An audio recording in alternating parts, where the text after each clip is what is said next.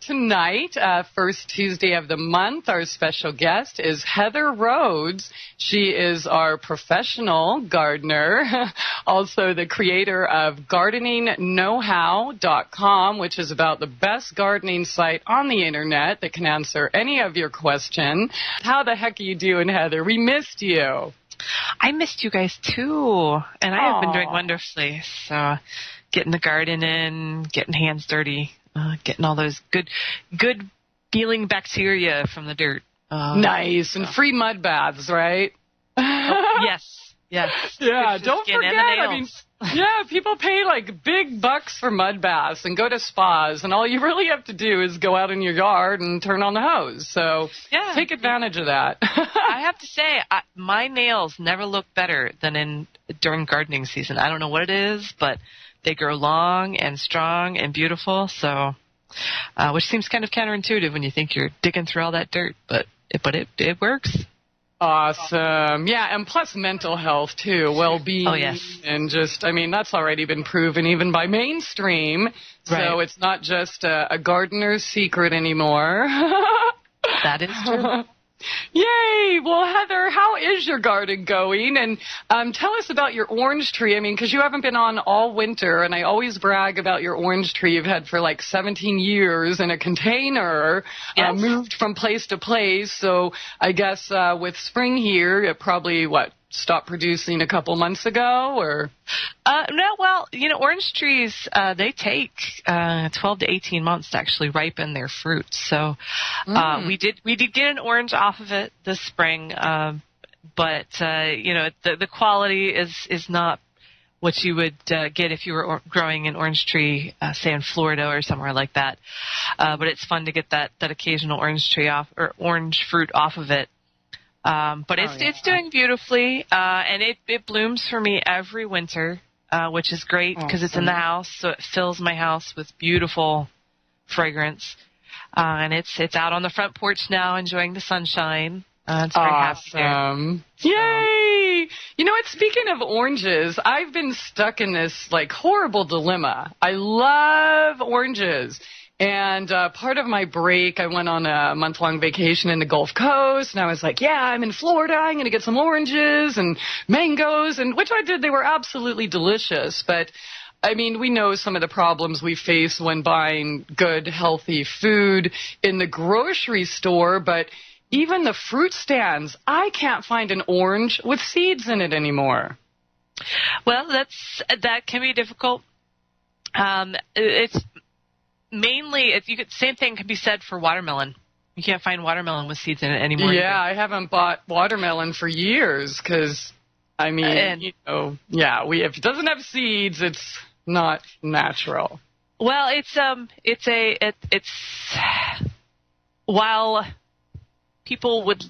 while there is a minority of people who would like seeds in their fruit, us being among them, the majority of people find the seeds to be annoying. So those it's annoying. So let's genetically modify them and turn into freaking robots because we don't have enough clones going around.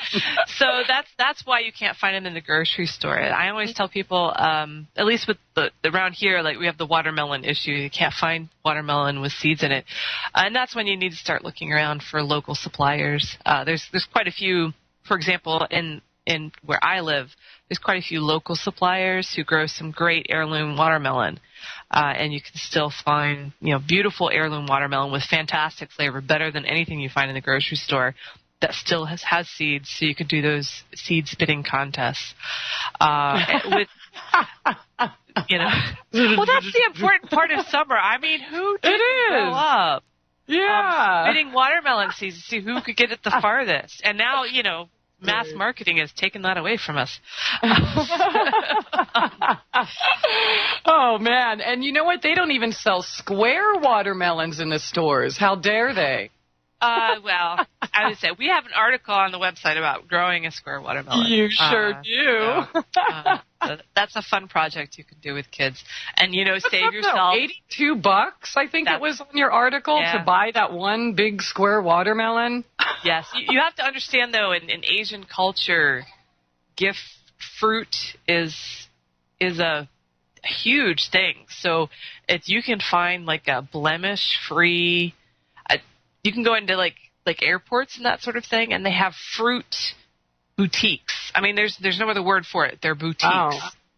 Okay. And they find like the most perfect fruit so that you can take it back with you on a trip. It's very big in Asian culture that you have to have a gift. If you go somewhere, all right, you have to bring back a gift. Well, I have watermelons, so if anyone wants to give me $82 each, my phone number is 8675309. That's right. You know, with the square watermelon in Asian culture, that's like an ultimate blemish-free gift. So here you could think you can grow square watermelon, and then you can tell your friends that it's an $80 gift that they're giving you. So you owe me. No. Okay, yeah, but the seeds and oranges, okay, because we know when they're modified, they lose their nutritional properties, and I normally if I start to feel like I'm going to get a cold or flu or something, my remedy is, a fresh clove of garlic, something with lots of lemon and oregano. Maybe I'll make an avgalemino or something, and fresh orange juice. Well, the fresh orange juice hasn't been working lately because I don't think these oranges are real. So do you have any recommendations on where we can get oranges with seeds that we know are grown naturally and organically, not the stuff that they're dishing to us in the grocery stores? Unfortunately, unless you live in an area where you can buy locally, you're kind of at the mercy of whatever your local suppliers have. If you're living within an area that's reasonable for a small supplier to ship oranges, then that's going to be your best bet. Otherwise, and there is a large movement towards making sure that we eat foods that are local. So maybe you can't get your vitamin C from oranges. So, what are some alternatives that you can get vitamin C from? Certainly your leafy greens, that sort of thing, which would be a much more local, and therefore you'd be able to buy, from local producers, which has a plethora of benefits for both yourself and the environment. Everything from things that don't have to be shipped as far are going to be richer in vitamins, because the longer fruits and vegetables are stored and shipped, the more vitamins that they lose. Yeah. To the environmental effects of what it takes to ship those fruits and vegetables from place to place. So for sure. I'm a big fan of community supported agriculture. I actually, even though I have my garden, I belong to a CSA here in Cleveland, and we get everything from pasture raised chickens to to lettuce and that sort of thing that are all grown within 100 miles of where we live. So. Awesome. Okay. Yeah. It is obviously important to stay involved in your community, and then you can get all the good hookups with real oranges and real watermelons. Yeah. And you never growing know. them all yourself. Not one person can grow everything. I tend to extend myself a little too far. Sometimes in the garden, I'm sure you know what I'm talking about. Right. I heard giggle. It's like, I don't want to just feed one army. I want to feed like 12. And then, of course, it gets 120 degrees out. And you're like, what did I do? Yeah. And I forgot what I planted where, and then just wait for the big surprises when... Poof, it appears. Yeah. Oh, man. Well, I moved. So I had to start a garden from scratch. Right. Again, and I was kind of bummed about leaving the soil and everything behind that I had worked and put so much in. And we talk about volunteers and how Mother Nature just plants whatever she wants wherever she wants it. Well, I didn't think that would happen, obviously, this year. First time planting in this soil. And Mother Nature's already messing with me and, like, putting tomatoes in my berry beds. And, I mean, just, oh, my gosh, it's so squash in my greens. And the beds, I don't know if you've seen the pictures. Right. They're not even, like, right next to each other. Right. I think she put some beets and cabbage in my flower bed. You were using compost, yes? I was, but... That's where they came from. Well... That's maybe, except for no, that it can't be because I don't buy tomatoes during the winter. So there's no way there was any tomato stuff. But remember last year I told you when I planted my moonflowers, I planted them outside my caged garden. Mm-hmm. But for some reason, birds, moles, who knows what, planted them inside my garden. And that was the first time I ever planted them. And which I guess I found out later as the season went on, it was kind of a good decoy for squash bugs. And what are those jerks I hate? Japanese beetles. Mm-hmm. So they would eat those instead. So, Mother Nature obviously did me a favor there. Right. But, yeah, and I don't buy anyone else's squash or anything either. So... I don't know, or little birdies like digging out and just planting them somewhere else. They were flying over and graced your garden with the lucky bird poop. They planted a sunflower in my tomato and pepper bed. It's like, wow, this is so cool. So I'm having fun with that already. I was a little nervous when I had the dump truck loads of dirt come to my house. Because it didn't look like the best soil, but for some reason, I don't know, the garden fairies graced me with just abundance. I mean, I'm picking tomatoes today. There was a foot-long cucumber out there. I'm like, where did that come from? Because it wasn't there yesterday. Zucchini, squash, peppers, greens, it's like, wow, I love this time of year, but it seems a little early. Have you any idea why my garden is like 1,000 times bigger than my next door neighbors who planted way before me? You could have. Is your neighbor in raised beds? Because I've seen your beds and they're pretty tall. Mm-hmm. Yeah, they're raised bed too. They did it with the pallets. It's possible that you're in a microzone. You may have a microclimate going on in your yard. Because I planted so much. Well, no, I mean microclimates can happen. Depending on where buildings are placed or trees or hills. If you have a hilly area, I'm not quite sure what it looks like around you, but if you have a hilly area and you happen to be in a valley, even if it's small hills, you happen to be in the valley, that helps to trap warm air into the center. Maybe it's just all the love. That's true too. It could be that your plants are protected from wind where your neighbors aren't. Like I said, if they're up a little higher, they could be affected by frost where your plants weren't. There's a lot of things that can create a microclimate. But it sounds like you got lucky. You're in a microclimate, and you should just enjoy it. Absolutely. No more complaining here tonight.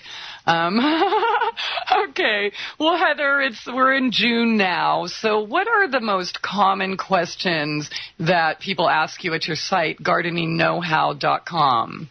This time of year, we get a lot of questions about diseases. This is the time of year when people start to see spots and yellowing and plants wilting and things like that. They put in their plants probably anywhere from 2 weeks ago to 2 months ago, and now they're having issues. The honeymoon has ended. So we get, what's wrong with my tomatoes? Tomatoes are a big one. Tomatoes are incredibly easy to grow. They're also the most susceptible, I think, in the garden to disease. And so that can be very frustrating, especially for new gardeners. Unfortunately, some of the diseases that these tomatoes have are from basically from your nursery. You bring home a healthy little tomato plant, and you're like, oh, look, healthy little tomato plant, going to put it in my garden. And then the next thing you know, the entire bed is wilting. And you can bring home some pretty nasty diseases from the nursery, some blights and wilts and that sort of thing. Your Home Depots, your Lowe's, all those people, they're selling plants and they look nice, but I can guarantee that the people taking care of those plants don't know what they're doing. Yeah. And a lot of times this can spread disease among the plants that they're selling. Mm-hmm. So, you could end up bringing home a wilt or a blight. And once you get a wilt or a blight in your bed, it's there for years, literally. You cannot plant a nightshade in that bed for 2 to 3 years.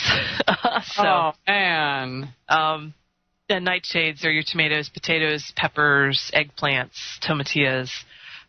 So it's a big deal. That's really kind of what everyone grows. Spend a little bit more money. Buy from a place that cares about what they sell. And that will go a long way to making sure that you don't end up with some of these diseases in your nursery or in your vegetable beds. Mm-hmm. Okay. So what are some of the common diseases that we might be bringing home in our tomato plants if we didn't start them from seed? The big ones are wilt and blight. And wilt is a really frustrating one. I always say with gardening problems, gardeners tend not to be imaginative. So when it's called wilt, what happens is your plants wilt. These are caused by viruses and funguses. Wilts, basically you'll go out to your garden and you'll be like, gosh, those plants look like they need to be watered. So you go get your water contraption, whatever you're using, and then you try to water your plants, and they just seem to get worse. And they get yellow, and then they just don't look very good. That's a wilt. Actually, the really hard thing about a wilt is the fact that when you water a plant that's suffering from wilts, it actually makes the wilts progress faster. Oh, wow. Because it's a disease that gums up the vascular system of the tomato plant. So when you water them, it takes up water and it spreads the disease quicker through the entire system of the plant. Okay. All right. And so that basically poisons the soil for years after. Yes. These diseases can survive in the soil for several years. We recommend optimally that you don't plant nightshades in that bed for 3 years, unless you're willing to just toss the bed out for a year and solarize it. And if nobody's familiar with solarizing, that's where you take plastic, heavy plastic, clear plastic if you can, and basically staple it down over the bed and just cook it. Yeah.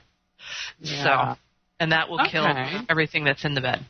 You have your blights, and these tend to be where you get your spots. You'll get your tomato plants, and they'll start to get spots, and they'll start to get yellow leaves. There's several different types of blights, and they affect the plants in different ways. And there's a couple different wilts as well, but all of the wilts tend to affect the plants in the same way. It's very difficult to tell the different wilts apart. Okay, but I'm sorry, before you go further, though, isn't a little bit of wilt, kind of normal? I mean, say you're not taking the suckers off or whatever, and there's just too many leaves. Isn't just a little bit on the bottom of the plant normal? I would say not. If you're watering as you should, then you should not be seeing any wilting. Okay, water as you should, keyword. Right. Yeah, that's the key part. Sometimes I'm lazy. And pruning, that's another issue that's, when it's got its positives and its negatives, and you need to be aware of all of those issues before you decide to prune or not to prune. Pruning can keep a neater plant, can keep it focused more where it needs to go, but pruning also opens up the plant to disease. Mm-hmm. So, you just kind of have to weigh the pros and cons. There's been a couple studies done on whether or not pruning helps tomatoes, and they've been inconclusive. Okay. They haven't been able to tell whether or not pruning is a benefit or not. So, and that is a question we get, should I be pruning? How should I be pruning? Think about whether or not, are you okay with a bushy plant? If you're okay, then you're probably okay not pruning. Yeah. If you need it to be manageable or more manageable, you can prune, but just be aware that you could be opening the plant up to some diseases.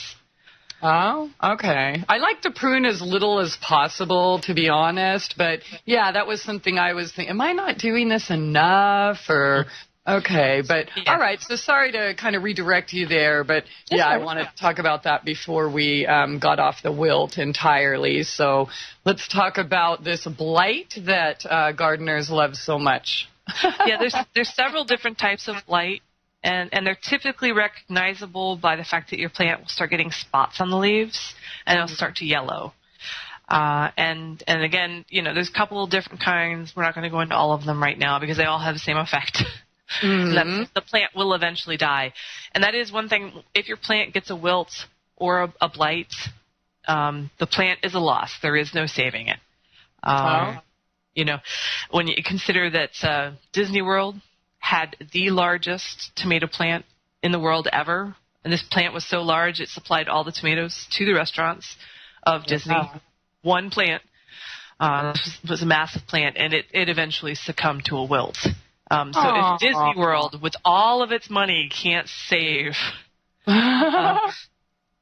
their prized, World Guinness record-breaking tomato plant, you are not going to be able to save your tomato plants. Okay. That was a pretty old tree, though, wasn't it? It was, but, it's still, tomato plants actually are a perennial. Okay. They just are so susceptible to so many diseases that it's very difficult to get them to live beyond a year or two. I know if you're a chili pepper fanatic, you can keep chili peppers alive for, many, many years, overwintering them. And tomatoes are from the same family. They should technically be able to do the same thing, but they're so susceptible to so many diseases that it can be difficult to do. Okay. Well, we should talk about overwintering and all of that, I guess, later in the season, but I just had a few ideas and questions. But, okay, so basically, if you get blight, you're screwed. There's nothing that can be done. Yeah.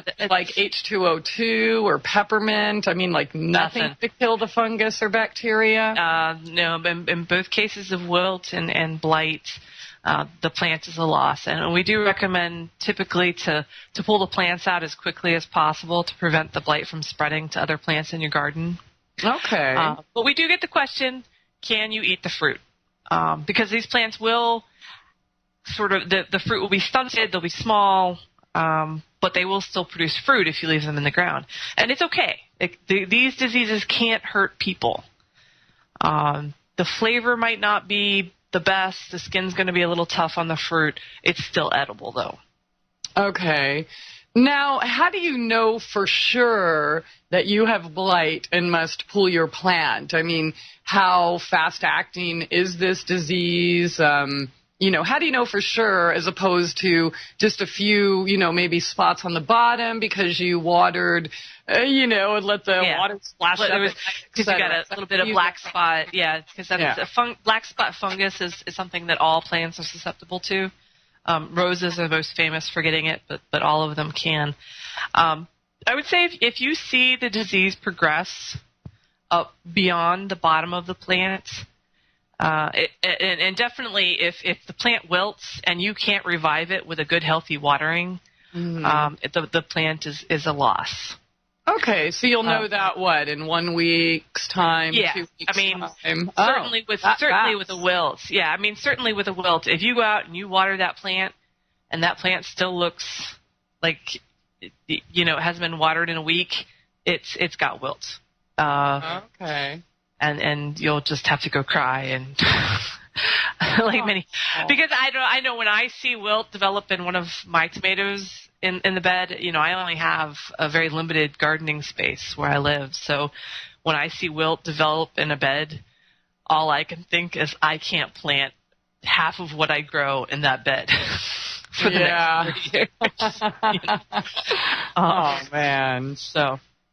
Yeah, that would suck. I remember how I felt last year when the squash bugs got me, and I just gave up. I'm like, fine, you win. Eventually. I mean, I don't know. I did have other plants and other beds, so it wasn't like a total loss, but it was still really depressing. It's like I just killed all my babies. Yeah, it's hard, but like I said, this is why I have the utmost admiration for farmers. Yeah. Because these guys, I lose a bed, I got to go to the grocery store, or the farmer market. They lose a bed, and that's their livelihood. So. Yeah, I hear that. Okay, so all right, we pretty much covered wilt and blight, and that's the most common for tomatoes. But what about common tomato pests? Well, hornworms. That's a big one. If you ever go out to your garden, you find those big, nasty, green, freaky-looking caterpillars, and they are big. I mean, I've seen them as long as my pointer finger. They almost look like a branch, though. So unless you're like really looking at it, they can go unnoticed for quite a while, huh? Yeah, and I will say though that if you find a hornworm in your garden that has little white things hanging off the back, leave it, because those are parasitic wasps. Okay, white things. What do you mean? Yeah, they look like little tiny cocoons, which is what they are. And they'll be hanging off the back of the tomato hornworm. Oh. And what those are, they're parasitic wasps, and they are actually killing the hornworm. If you leave that infected hornworm in your garden, that parasitic wasp will, several of them actually, because they normally will have 20 or 30 on one caterpillar. Okay. Wow, I'm looking at a picture right now on Google Images. That's pretty crazy. They will hatch, and they will help attack any other hornworms that you have in your garden.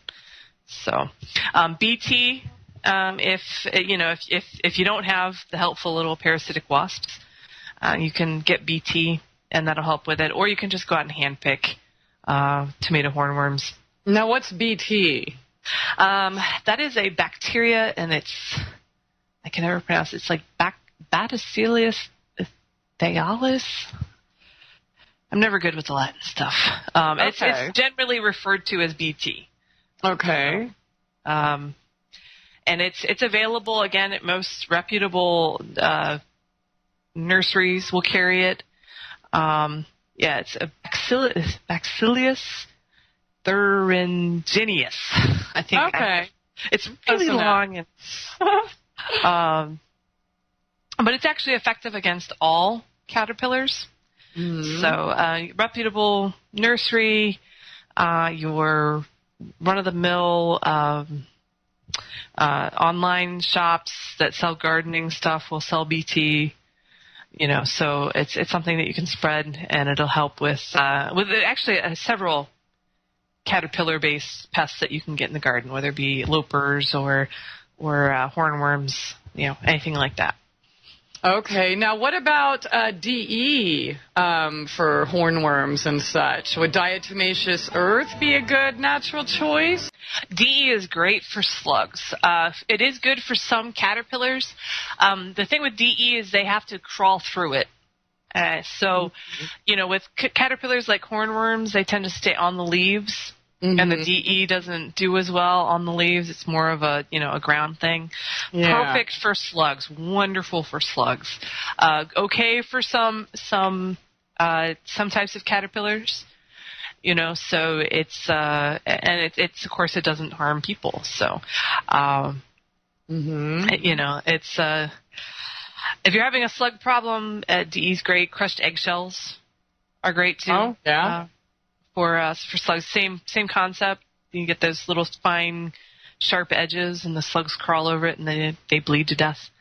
So, what about coffee grounds? Do they like coffee or? Coffee grounds are great too. The caffeine They get so much caffeine crawling over the coffee grounds that it basically poisons their system. Mm-hmm. So that's great for slugs. Again, not so much for caterpillars. Caterpillars have a closed system. They have skin, I guess, for lack of a better term, where slugs are more of a mucus base, so that it's very easy for them to absorb anything that they crawl over. Plus, if they crawl over anything sharp, it basically cuts open that very thin membrane that they have and allows them to bleed to death. So.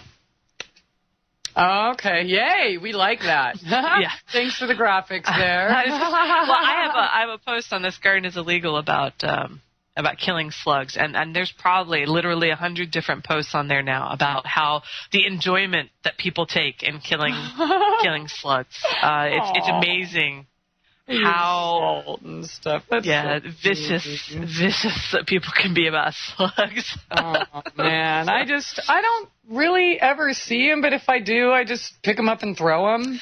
But I guess I don't know. I haven't had the imagine kind of you had with describing a slug infestation on the level of your potato bugs last year. Oh my God, that would just suck. Like, where do they come from? How would that many slugs get in one place? If you have the right environment for them, that's normally where they come from. They love moisture, so mulch tends to be a place that they like to be.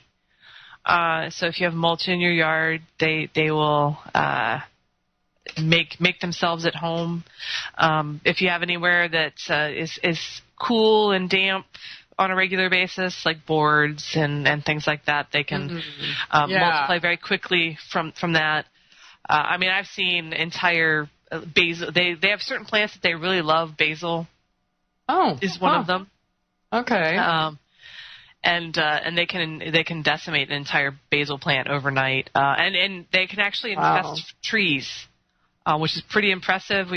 Occasionally we'll get questions from people who are like, I'm getting these strange holes in the leaves of my trees, and we're like, it's slugs. So because they can, that once they get up the tree, they can go into the inside of the tree where it's nice and cool and moist during the day, and then at night they go out to the leaves and they just have a feast. So. Okay. All right. So what do you think is the best method to deal with, say, the hornworms, those green pesky worms that look like a branch that you might not notice for a while? To be very honest, your very best effective do-it-yourself sort of method is just to get out there and start looking for them and pick them off. Fortunately, with hornworms, they are so big that does make it a little easier to spot them than say some of the smaller type of lopers that you might get on your cabbages and broccoli. Mm-hmm. The BT would be my second choice. That takes care of them and protects your other plants from other caterpillars as well. Now this BT, someone's asking, is that a chemical or is it natural? No, it's natural. It's a naturally occurring bacteria. So okay. it's basically it's basically trying to think of it's like malaria for caterpillars. It's okay. It occurs in nature. It wipes out caterpillar populations in nature. They just now package it so that you can spread it all over your garden and get rid of any caterpillars. Now, that being said, there are good caterpillars and there are bad caterpillars, so you need to be careful where you spread it. So how do we know which ones we want to keep? Well, most of your good caterpillars are going to be in your flower beds. So if you see a caterpillar in your flower beds, you're going to want to think twice before you kill it, because it could be a monarch. It could be, Yeah, so maybe just, if you don't feel comfortable with it on your plant, then just pick it up and move it. Right. And a certain amount of sharing should be expected in your garden. Mm-hmm. Yeah, definitely.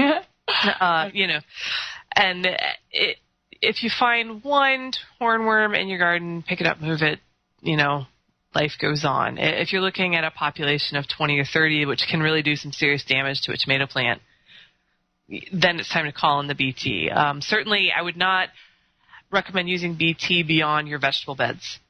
Okay. There are not many beneficial caterpillars that end up in your vegetable garden.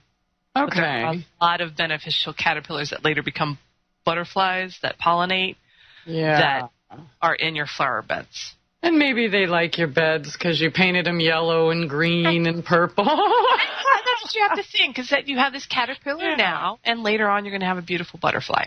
Yeah. That'll pollinate and keep you fed. Now, speaking of sharing, you mentioned we should be, prepared to share a little bit of our garden, and, which of course is very wise. But how do we get the birds to share better?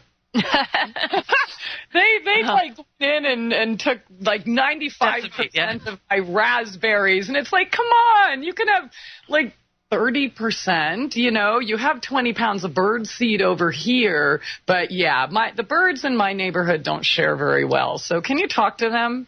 Birds. I'm the gardening lawyer, and I'm here to negotiate a reasonable settlement. Oh, I love you, little birdies, but seriously, save me more than just a tiny handful, just 2 handfuls. Birds tend to be skittish because they have these little enemies called cats. There you go. I should have a yard cat. Yeah, well, I have a cat I put a bell on her even, and she still is bringing me home stuff. But most of it's rodent based, because to tell you the truth, we do want to be careful about killing birds in our yard because there are several in most states, killing everything except for sparrows and pigeons is illegal. Well, no, we need birds. They sing to us for free every day, but I don't know. I might kill a squirrel. I would say, rodents, that's like I said, most of what she brings home has been rodents. The birds, apparently the bell has worked very well. I haven't seen a bird in months, so. Aww. I mean, a dead bird. I've seen lots of birds in the yard, but I haven't seen a dead bird. They completely avoid your yard, 200 feet up in the air. But because birds are very skittish because of these enemies that they have, if you can get something in your garden that moves and flashes, pinwheels work well. Oh, okay. Those things that you get for your kids at the fair and that sort of thing that are made of tinfoil and spin, those work really well.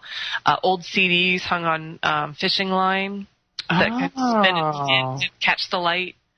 That makes them nervous, and they're less likely to go places. Great idea.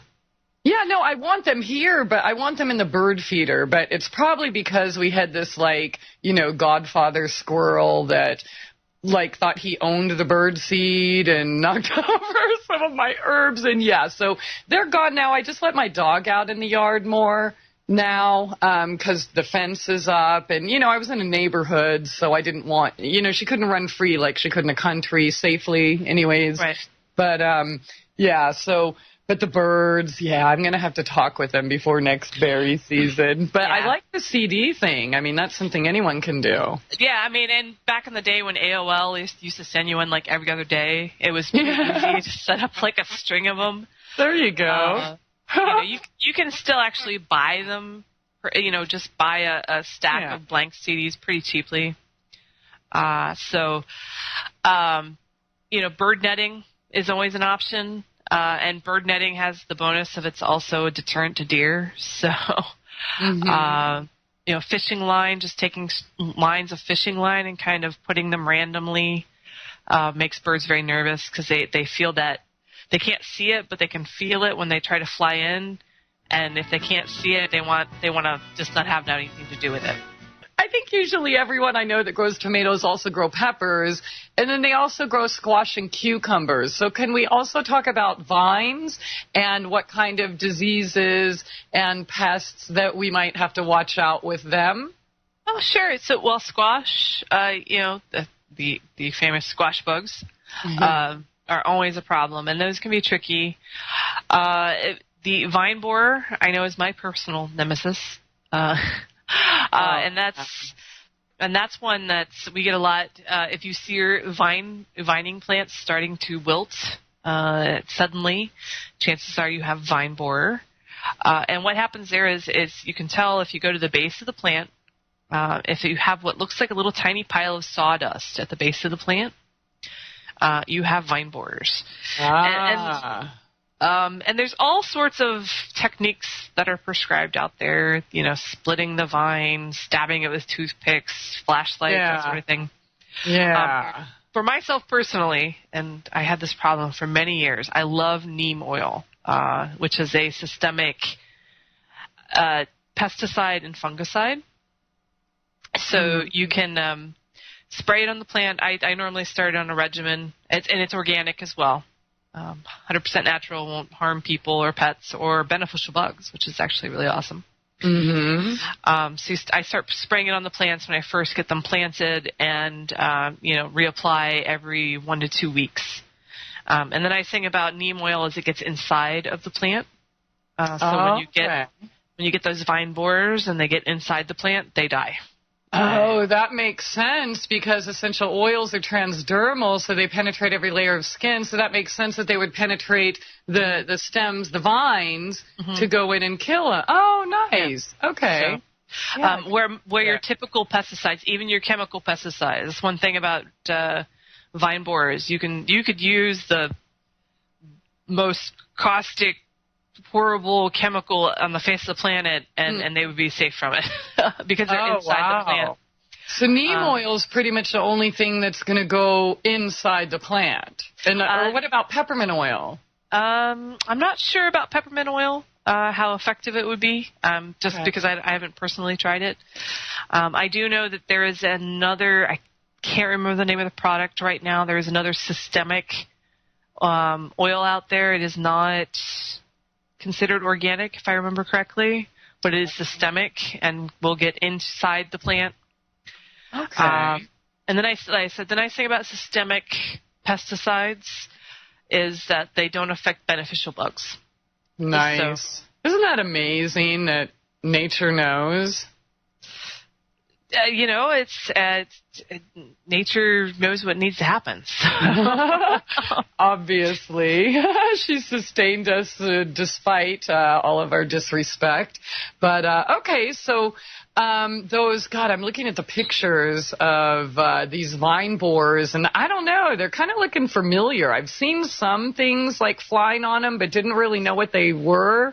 So I'm going to get out and do my neem oil tomorrow. Now, I know you get a neem oil spray, but for those of us that just have neem oil that like to use it, buy it in the 1 ounce bottles. How much would you put per gallon of water?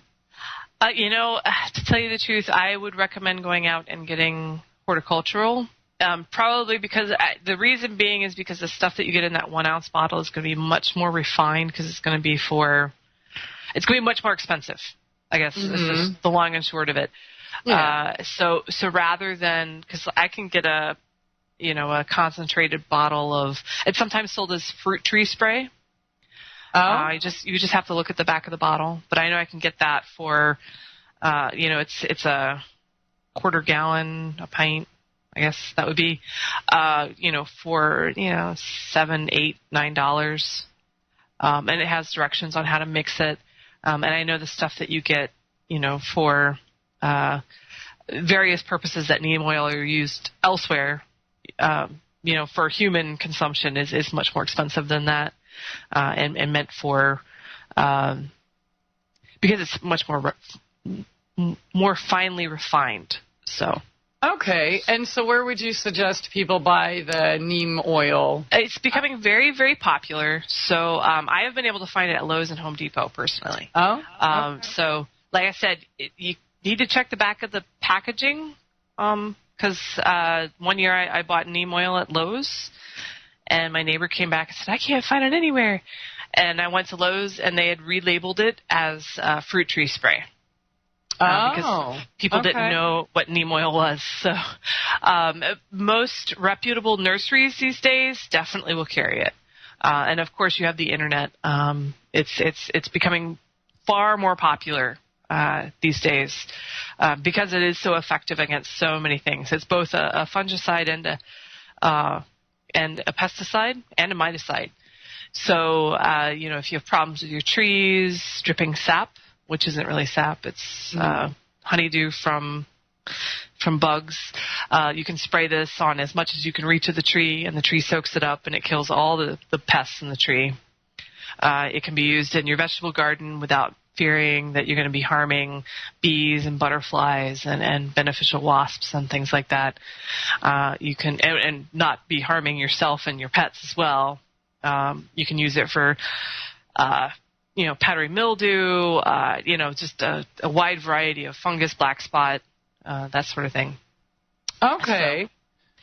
So I would just recommend buying horticultural grade. Like I said, it will come with mixing instructions just because it's going to be cheaper than buying the stuff that they sell for human consumption. Okay. All right. And let me ask you this. You said you spray every 2 weeks, but usually in the spring it's supposed to rain. So are you saying you don't have to because after the rain washes it off? It doesn't wash it off. The plant absorbs it. Okay. It's because it's systemic. The plant literally sucks it in, so the entire plant becomes a bug-killing machine.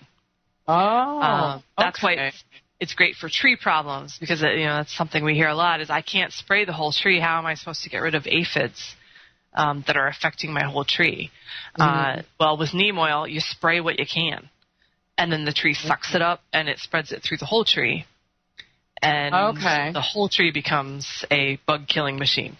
And so do you actually spray like the whole tree or the whole plant, or do you just spray the roots, or what part? Or you want to get the leaves you spray? As much of the leaves as you can. Okay. So if you can get the whole plant, great. That just makes it more effective faster. If you can't, like in the case of trees, spray what you can.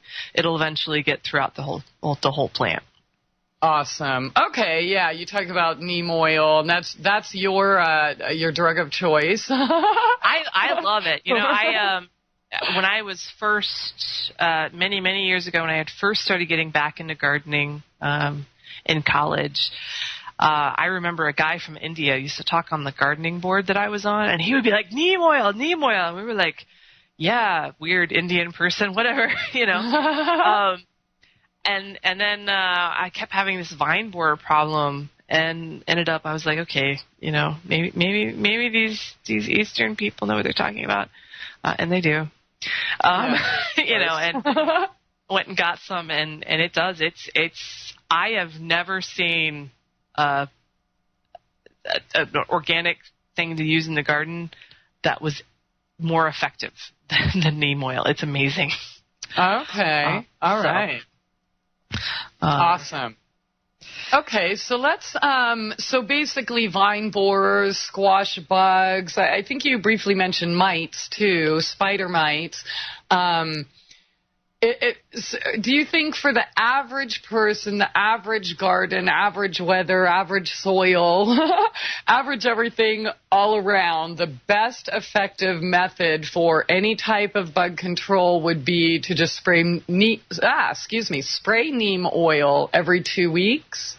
I think, if you had only one thing you could do, I would tell you to do neem oil, personally. Okay. All right. I use it in my garden. I converted my neighbor to it.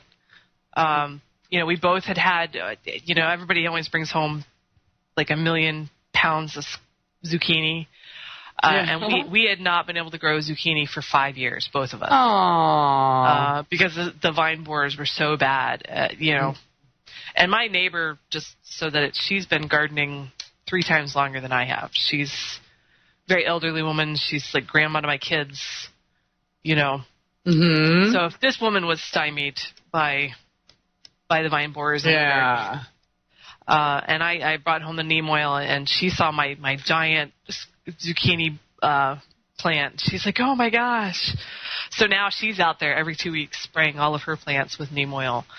So, and this is a lady who has no problem using any chemical in the world or fertilizer. Okay. So awesome. and has for many, many years. So now, do you know how it works? I mean, you gave us such a lovely graphic illustration of what happens when bugs encounter DE. What about neem oil? Well, you know, I actually wrote about this on my gardening blog. This garden is illegal. If you've ever seen the movie Firefly, or I'm sorry, Serenity. Based on the TV series Firefly. Okay, if you've ever seen the movie Serenity, there's a scene where the scientist there's a scientist describing what happens when people are affected by the pests, which was this thing that was supposed to calm people down. And she basically says they stopped eating, they stopped drinking, they stopped doing everything. They just laid down and die. And that's exactly what neem oil does. Wow. It causes them, they lose interest. They don't die just outright. They lose interest in eating. They lose interest in breeding. They lose interest in becoming the next stage. So if they're a larva, they won't pupate, you know, I mean. So it's like fluoride. Yeah, I mean, they just lose interest in everything. Okay. And they starve to death. It's not an instant kill thing. That's another, you know, you can't expect to spray it on a bug and watch it like keel over that minute. But you know, once they get it in their system, they just give up and they stop functioning. Nice. Okay. So. All right, awesome. Do you think there's anything else we can cover when it comes to pests and disease? Or you mentioned cabbage worm earlier. So what about those heads? Cabbage, broccoli, cauliflower. What about for them? What are they? What are some of the diseases that they might encounter, or the pests? Well, you get bolting is a big thing with your cold crops. They like the cold. And especially, I know this season I lost my broccoli. You know, between the warm and cold weather that we've had, the broccoli gave up and bolted. And for anybody who doesn't know out there, bolting is when plant flowers, especially if it flowers prematurely. Mm-hmm.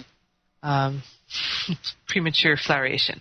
Well, yeah, we should definitely talk about that when we're done talking about the pests and disease. Yeah. Okay. So, with your cold crops, you're going to have problems with lopers, cabbage moths, that sort of thing. Your best bet is again either BT or to use row covers. You know, just to keep those lovely flying white. You'll see the moths in your garden.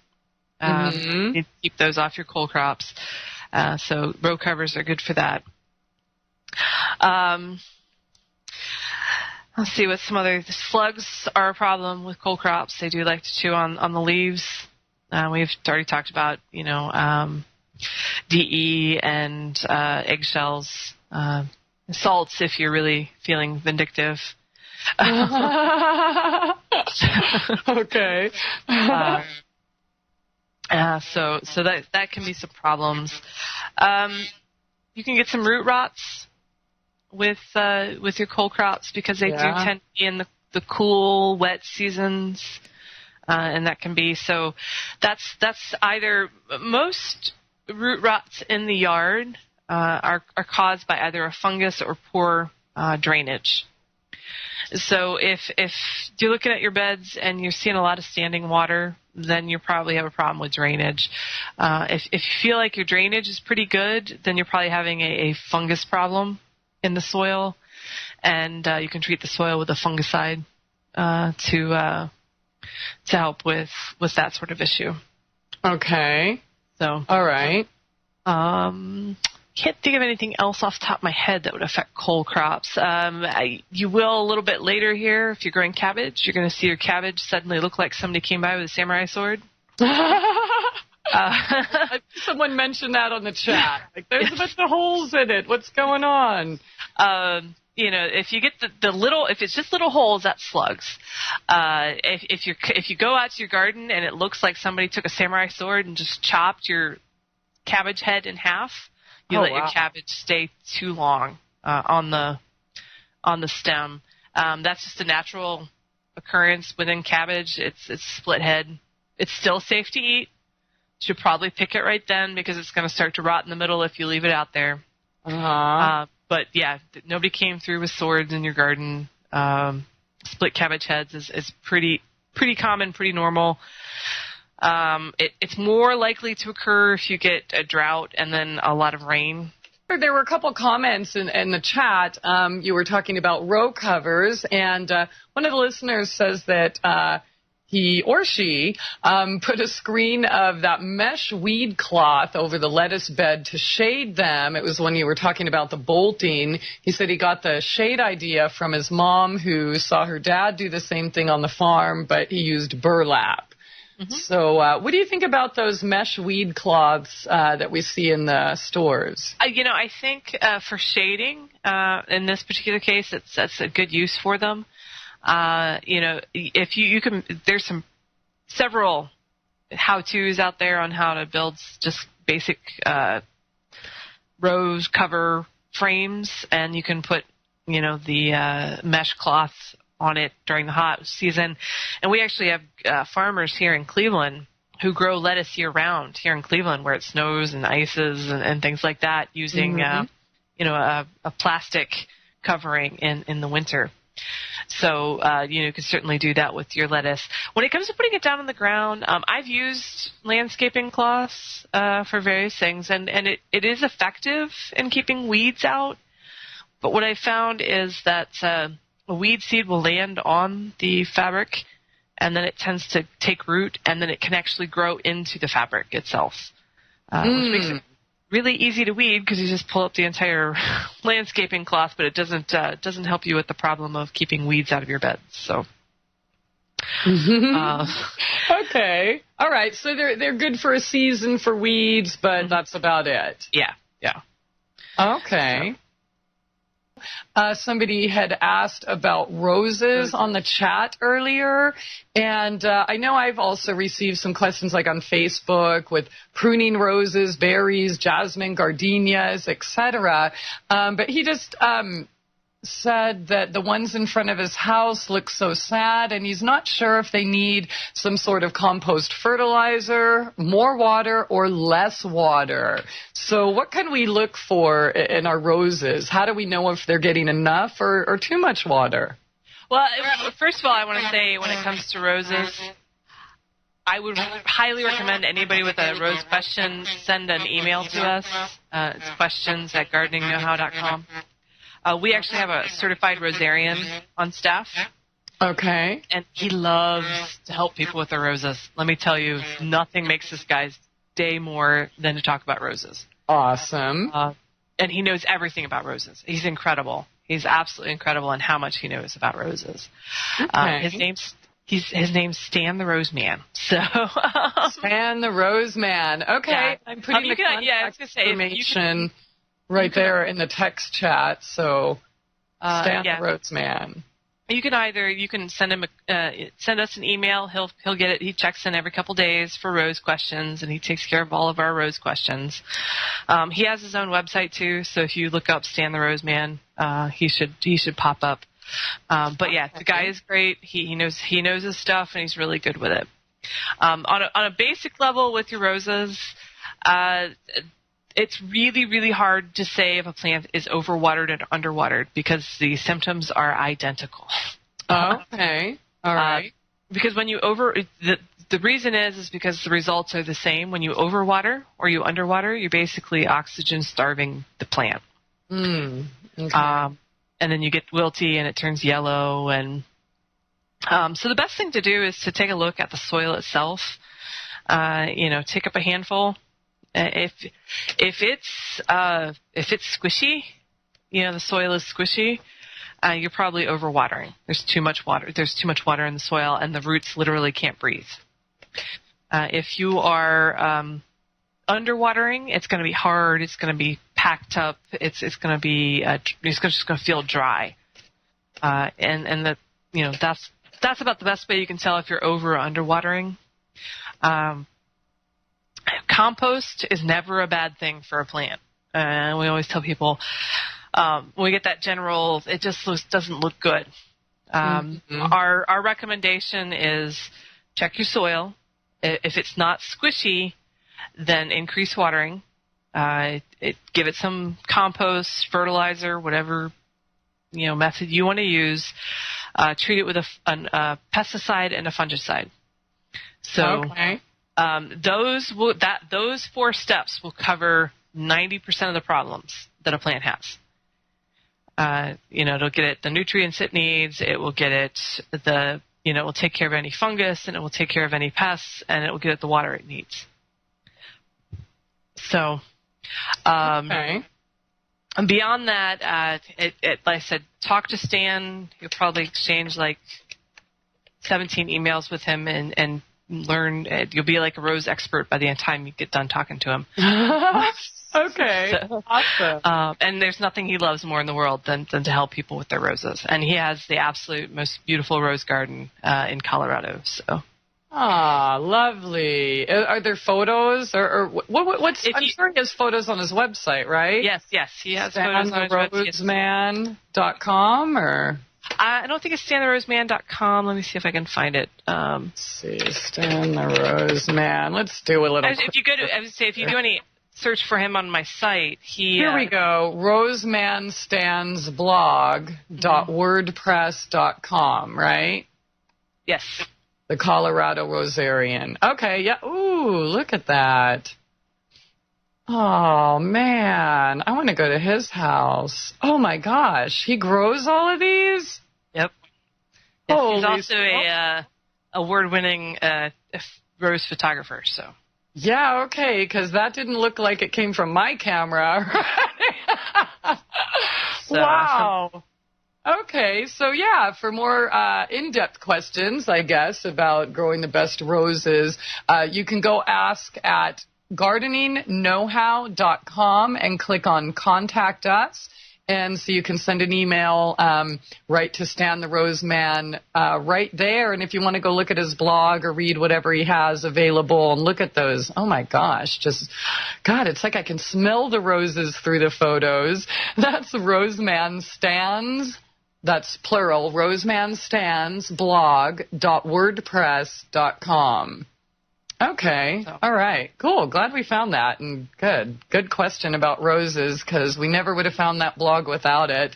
But let's talk. I mean, what do you know about, you mentioned earlier as far as pruning tomatoes and such, it might not be as necessary as we're told. What about pruning roses and berries and other flowers like jasmine or gardenias? Well, I will say Stan has told me on several occasions that pruning roses is very important. What type of rose you have depends on what kind of pruning. And again, I would send those questions to Stan. But pruning your roses is very, very important, and pruning them properly. Jasmine and gardenia, they actually don't need to be pruned to be healthy. They're perfectly happy spending their whole lives never being pruned. But we humans like to control how things look. So if you find that you want to shape your gardenia or jasmine, pruning is okay. Best time to do it is in the spring. Okay. You're just going to be shaping. They do not respond well to rejuvenation pruning, like some plants do. What was the other ones you asked about?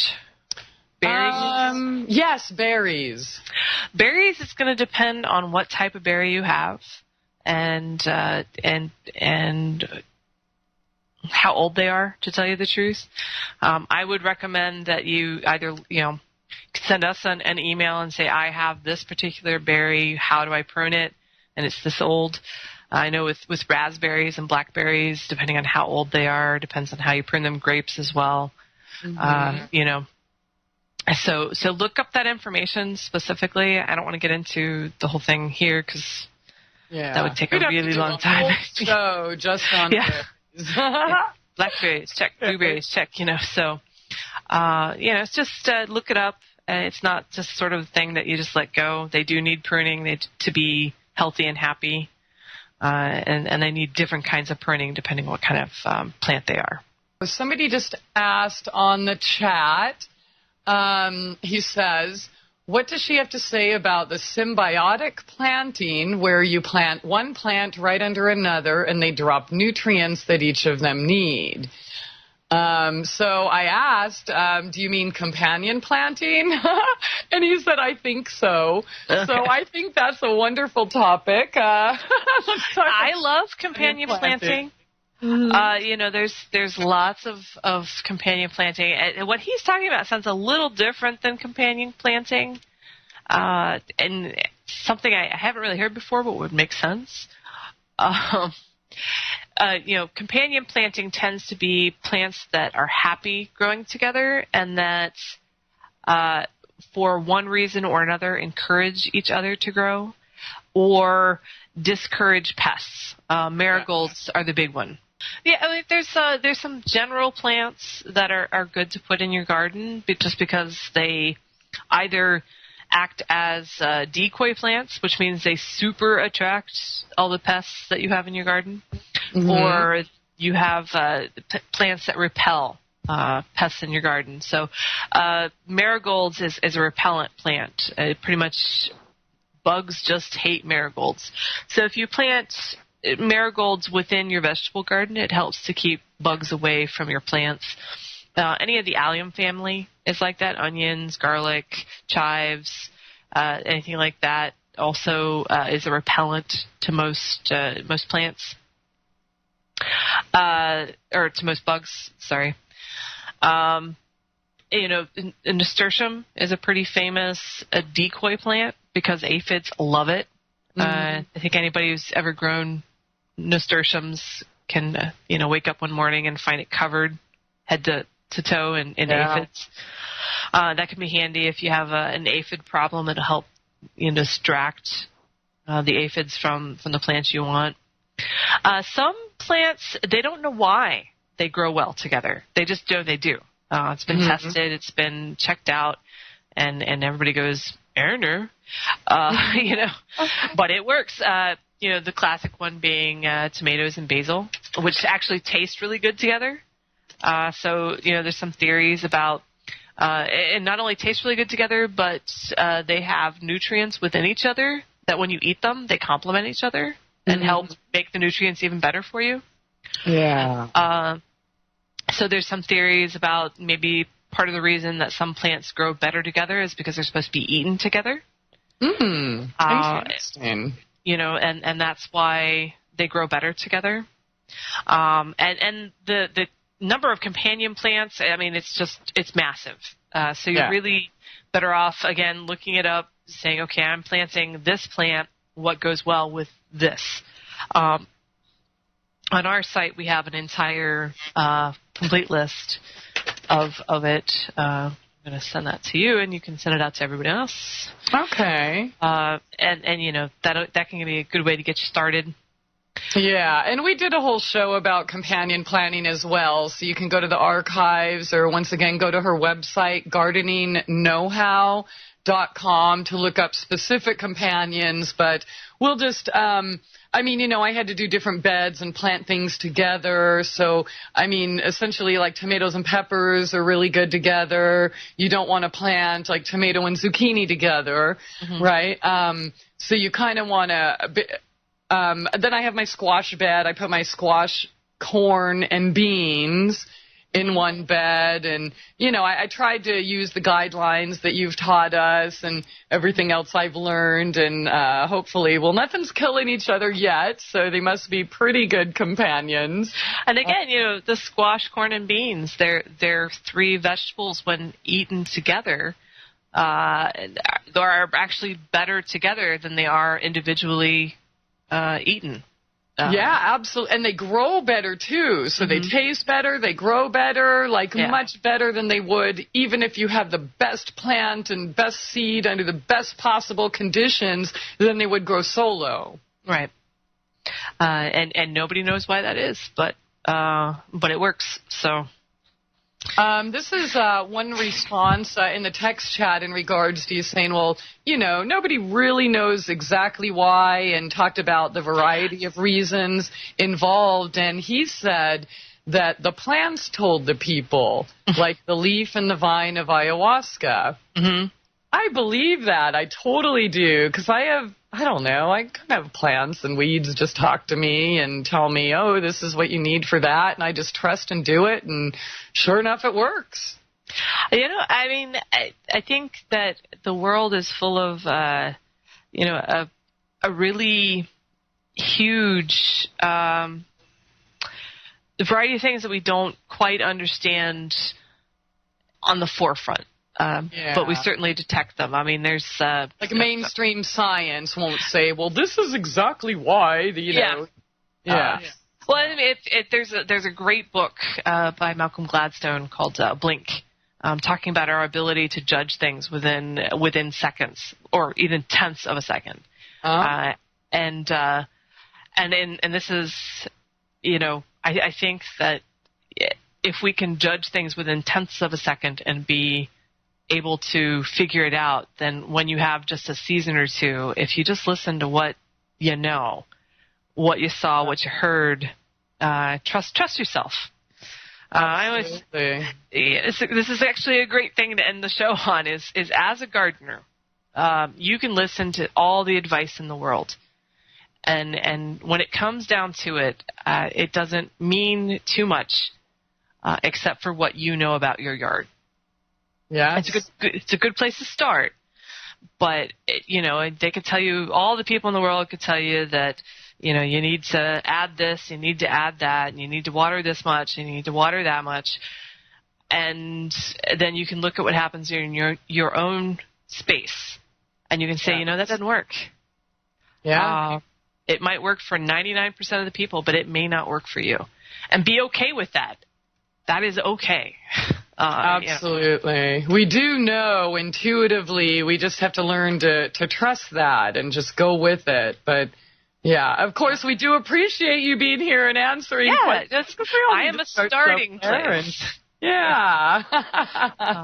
Well, I think you're much more than that. But, I think you've definitely served to inspire people on the show. I notice more and more of the listeners are growing their own food. And it's really beautiful to see, because I don't know, there's really nothing more rewarding than going out and seeing your brand new little babies and knowing they're going to nourish you, and just the wonderful little surprises and gifts every day. It's just so magical. I don't know.